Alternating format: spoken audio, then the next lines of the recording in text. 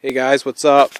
It's Seth here, and I have a Cat 416 CIT backhoe. I'm just going to walk around and take a look at the major components. It's the tool carrier setup here. You can it's got the quick coupler and everything, so you can take the bucket off and put on other attachments set up for this specific type of hookup. Everything's in nice shape. The front tires are pretty much like new. Hood's in pretty nice shape and everything. The sheet metal's nice. Linkage is all tight. Everything's been greased. All the glass is in the cab, you can see here. The rear tires are probably about 50% life left. The banana boom, everything's in nice shape on the boom and the stick and everything. The extenda hoe works well. Just a standard 24-inch bucket here. Pins are all nice and tight. No excessive play anywhere.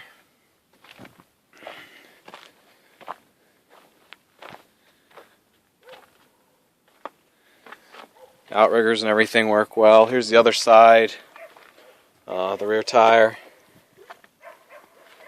See here. So everything's in nice shape. Now we'll take a look at the cab. Okay guys, so here we are inside the cab. The radio, first off, has seen its better days. That should be replaced to put this cab back to the most original state. The cloth and everything's in nice shape. Here's your console with the gauges, the key switch, the fan, heater, and everything. Everything's operating. Here's your throttle for sitting in the backhoe position. All the controls work well. We replaced this piece of glass down here that was replaced. See it back here. It's your hour meter right there. 5,000 hours. Plastics and everything are in pretty nice shape.